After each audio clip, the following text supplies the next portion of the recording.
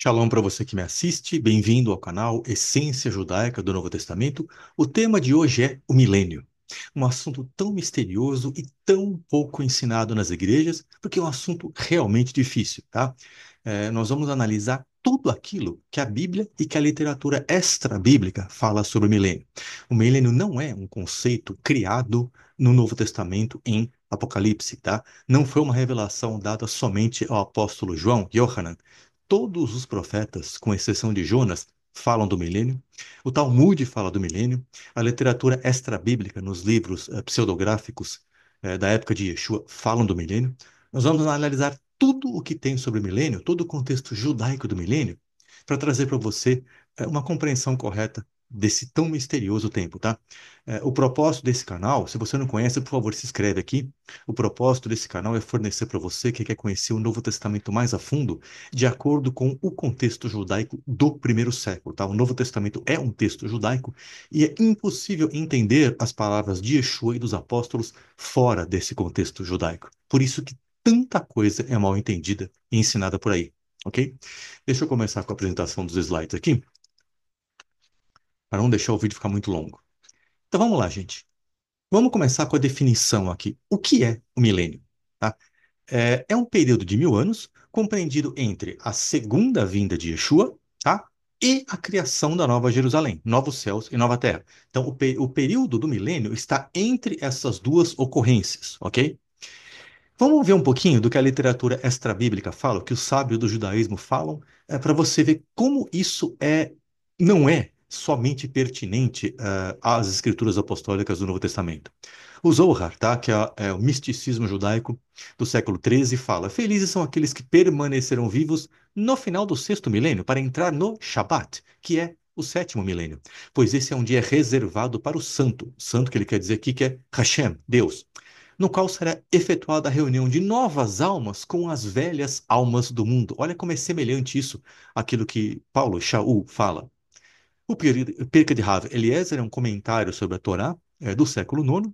O santo bendito seja ele, Baruch, que é Hashem, né? Criou 7 éons. De todos eles, ele escolheu o sétimo éon somente. E os 6 éons são para a entrada e saída das criaturas de Deus, para guerra e paz.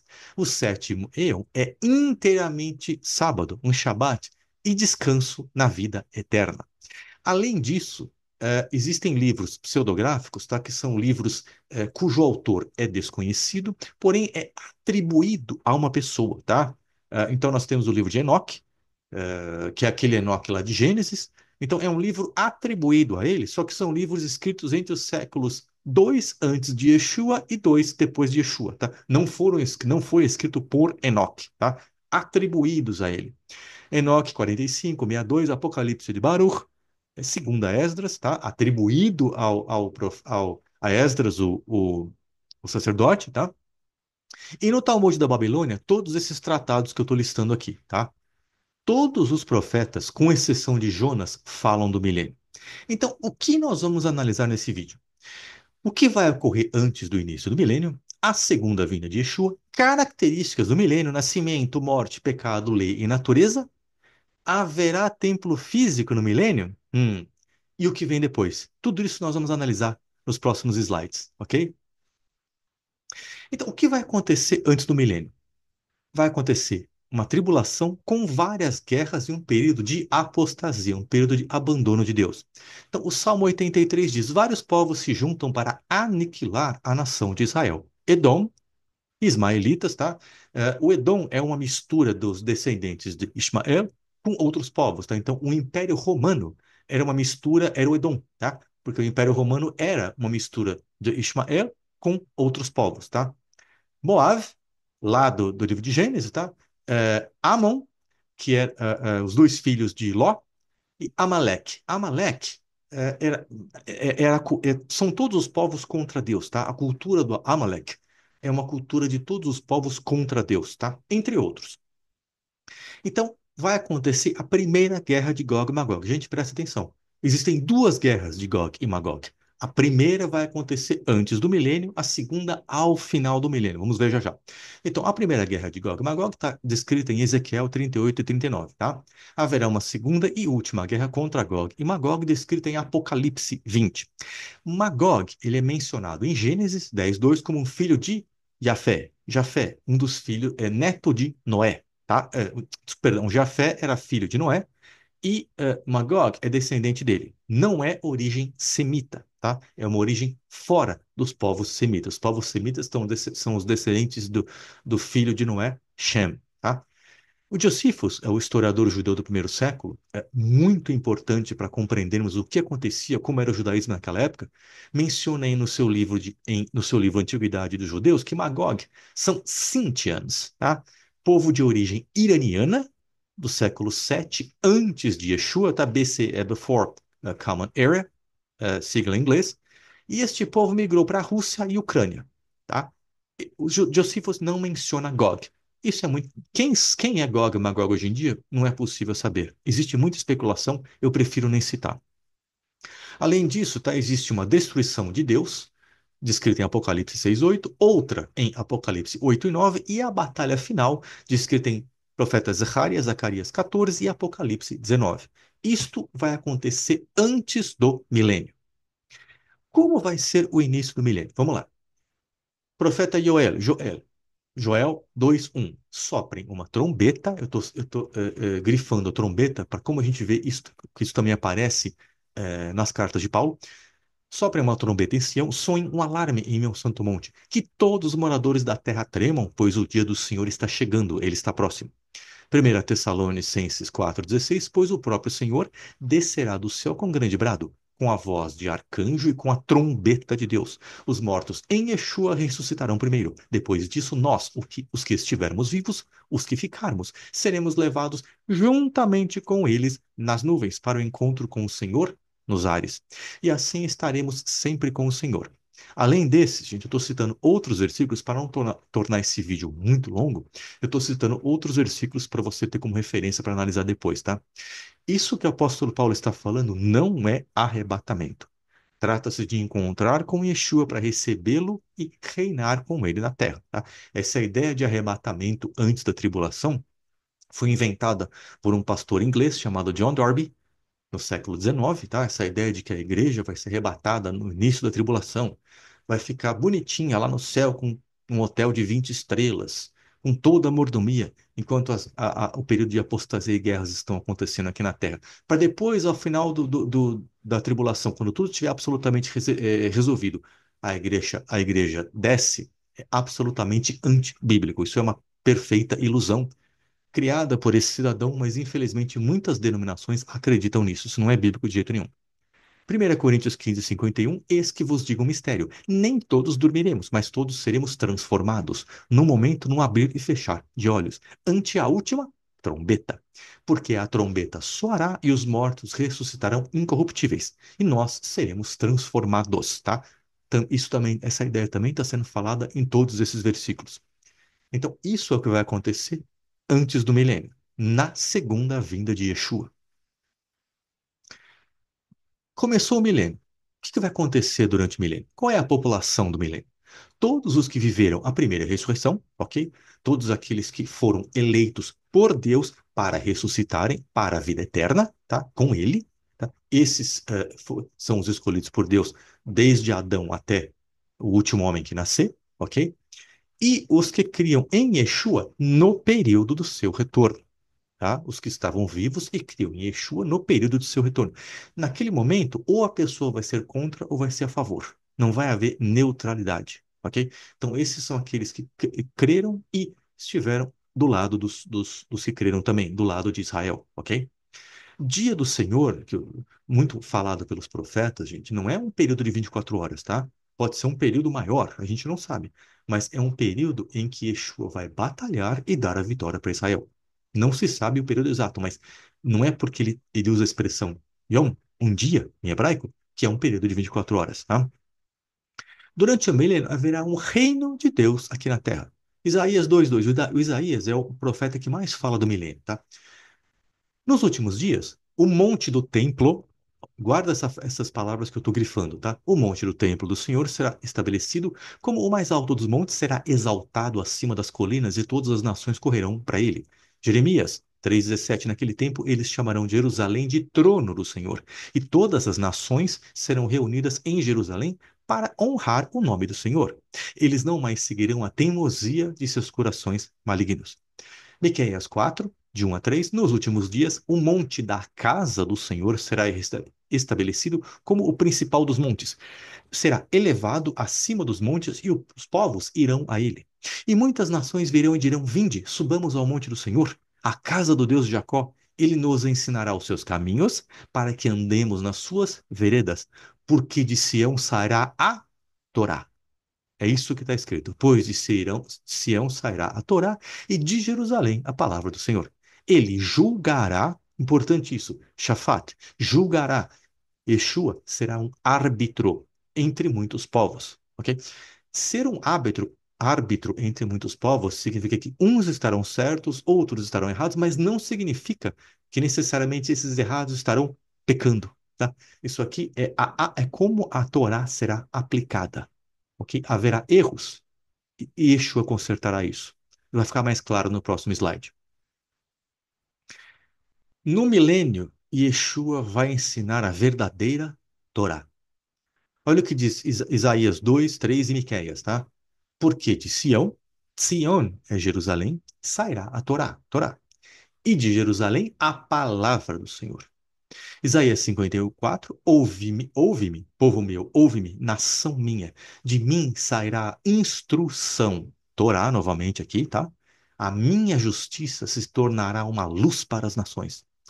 Isaías 42, 1. Eis aqui o meu servo, a quem sustento, o meu escolhido, em quem a minha alma se alegra. Porei sobre ele o meu espírito e ele fará justiça às nações. Jeremias 31, 33. Nova Aliança, eu tenho um vídeo especificamente sobre a Nova Aliança, Aliança Renovada, tá? Se você não viu, por favor, veja. Mas esta é a aliança que farei com a casa de Israel depois daqueles dias, declara o Senhor, porei a minha lei na mente deles e a inscreverei no coração deles, tá? Isso é aliança renovada.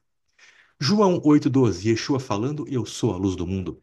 Atos 13, 47, citando Isaías 49,6. Eu também farei de você uma luz para os gentios, para que minha salvação alcance os confins da terra, tá?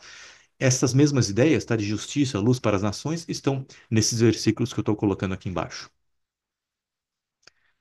Olha o que o judaísmo fala, o que os sábios do judaísmo falam sobre como o Mashiach, o Messias, vai ensinar a Torá.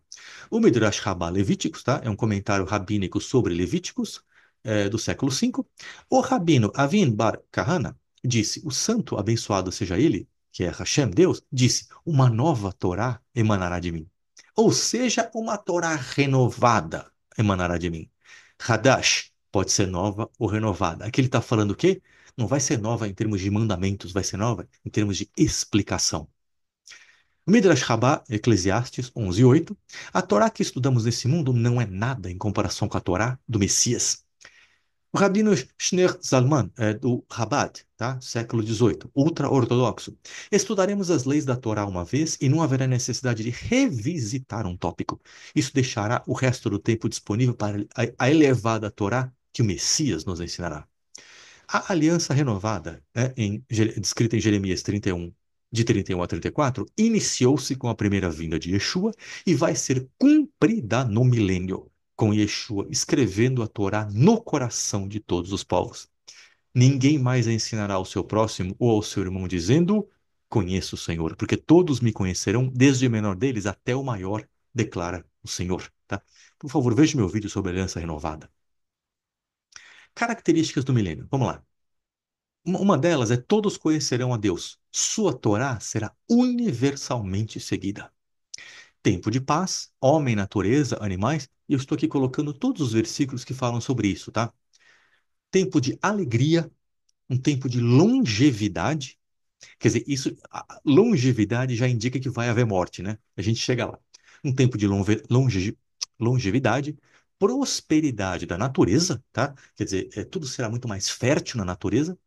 Um governo teocrático baseado na Torá. baseado na Torá e nos ensinamentos dos profetas. Davi será o rei. Ezequiel 34, 23. Então eu designarei um único pastor sobre elas para cuidar delas, meu servo Davi. Ele cuidará delas, ele será um pastor para elas. Eu, o Eterno, serei o seu Deus, e o meu servo Davi será um governante. Entre eles, eu, Deus, falei. Em algumas traduções, você vê príncipe, tá? Veja, nasce em hebraico, pode ser príncipe, chefe, líder, governante. Não existe contradição entre esse versículo e o próximo que a gente vai ler. Davi não vai ser um príncipe no sentido de vai ascender o trono do rei. Ele vai ser um rei. E o rei também é um nazi porque ele é um governante também, ok? Ezequiel 37, 24, meu servo Davi será rei entre eles. E todos eles terão um só pastor, andarão nos meus juízos, guardarão os meus estatutos e os observarão. O que significa isso? Ezequiel está citando os três tipos de mandamentos na Torá. Existem mandamentos cujo propósito é conhecido, cujo objetivo é conhecido, tá? Os mitzvot. E existem os mandamentos cujos objetivos são desconhecidos, tá? Não existe uma explicação para ele. Os hukim, tá? Por exemplo, os kashrut, a alimentação. Você vê, por exemplo, a purificação após a morte com a vaca vermelha, tá? Aquilo é um huk, quer dizer, é um mandamento sem a explicação de por que é feito daquele jeito. Então, Ezequiel está citando todos, tá? Ele está citando mitzvot, ele está citando edot, ele está citando hukim, né? E todos os tipos de mandamentos que estão na Torá, ok? Não só uma parte ou outra. Davi exerceu funções relativas ao templo, mesmo sem ser da tribo de Levi. Nada contra a Torá, mas se você for ver esses versículos, ele exerceu funções que poderiam ser estabelecidas, poderiam ser seguidas pelos levitas. Ele tomou a iniciativa de fazer. Assim como Yeshua é um sacerdote conforme a ordem de Melquisedeque. Tá? Então, Davi é o perfeito protótipo do Messias. Ele era da tribo de Yehudá, Judá, mas ele também estabeleceu, ele executou certas funções sacerdotais e levíticas, dentro daquilo que é permitido da Torá, ok?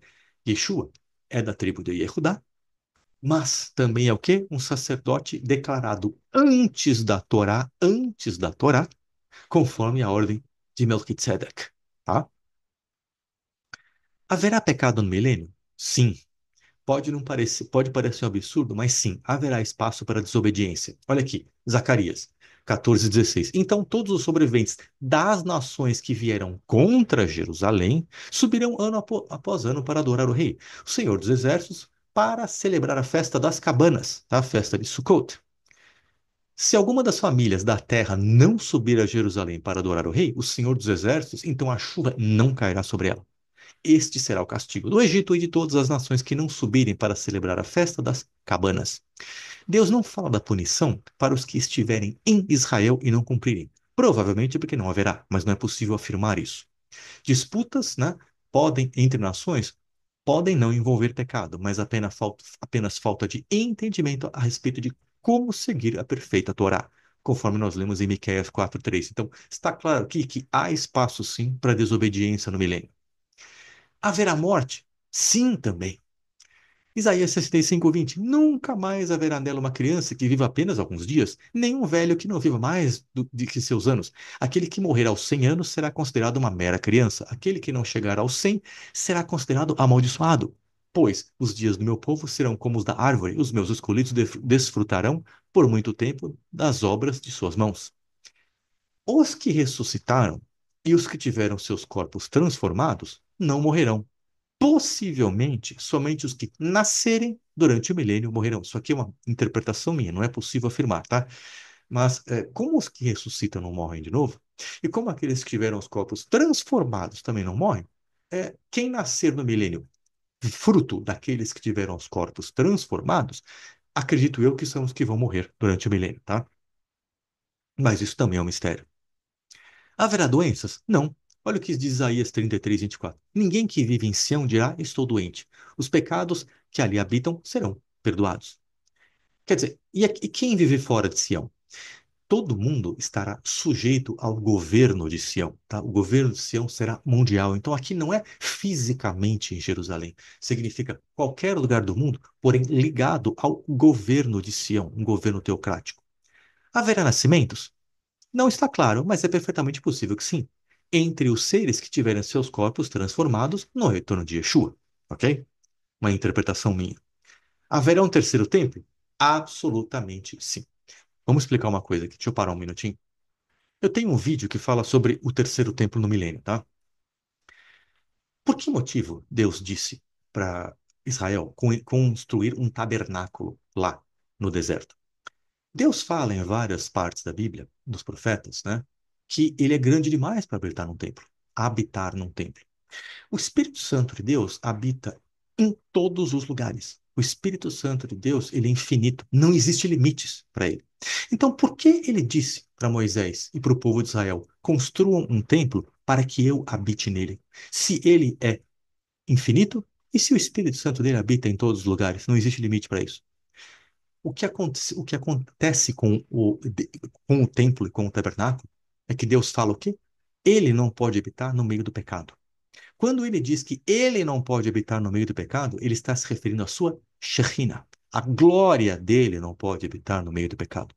Quando Moisés e Israel construíram o tabernáculo, tá?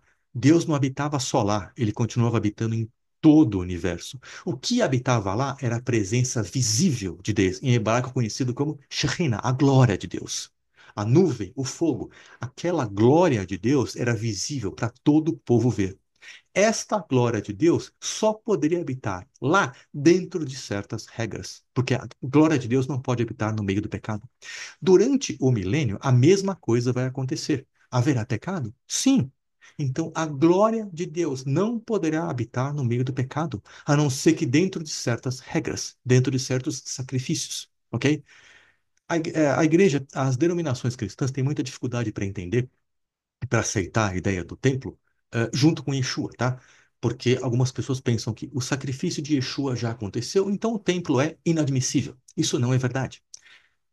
Quando Yeshua estava aqui na Terra, tá? Ele frequentava o templo, ele celebrou a Páscoa em mais de um ano, e celebrando a Páscoa, ele se alimentou de um cordeiro sacrificado no templo. Durante os próximos 40 anos, os apóstolos frequentavam o templo. A presença de Yeshua e a presença do templo não são incompatíveis, são complementares. Para que a presença de Deus seja manifesta através da sua Shekhinah, é necessário ter o templo para habitar no meio do pecado. E é isso que vai acontecer no milênio, ok? Deixa eu voltar com a apresentação, então. Então, olha só. Assim diz o Senhor, Zacarias 6,12, tá? Assim diz o Senhor dos Exércitos: Eis que do lugar onde está sairá um homem chamado Ramo, Messias, Semar, Ramo. Ele construirá, atenção nesses verbos, eu vou explicar depois, o templo de Deus. Ele construirá o templo de Deus e assumirá a majestade, se assentará em seu trono e governará. E também haverá um sacerdote assentado em seu trono, e o entendimento harmonioso prevalecerá entre eles. Povos de longe virão e participarão da construção do templo de Deus. E vocês saberão que eu fui enviado a vocês pelo Deus dos exércitos, se tão somente vocês obedecerem ao eterno seu Deus. Vamos analisar melhor isso. Ramo, tá? O ramo é o Mashiach, tá? Aqui ele é chamado de Tzemach. Em Isaías 11:1 ele é chamado de Netzer, também é um ramo, tá? Que é uma possível raiz de Nazaré. Hoje em dia, em Israel, os seguidores de Yeshua são chamados de Nodzrim, como se fossem moradores de Nazaré, ok?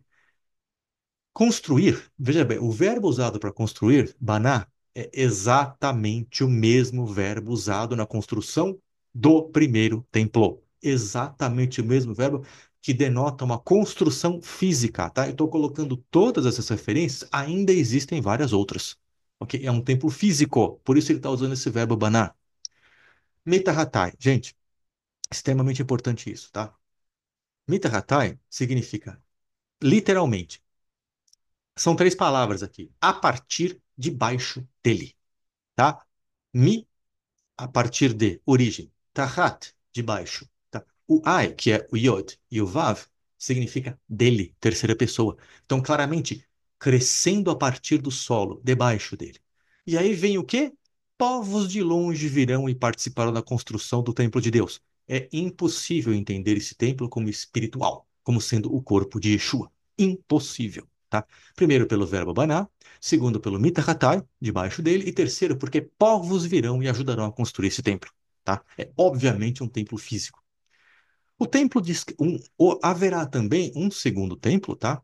Aquele descrito em Marcos 13:14 e 2 Tessalonicenses 2:4, será destruído durante a tribulação e não será construído por ordem de Deus, tá? Esse templo é um templo falso que não será construído por ordem de Deus.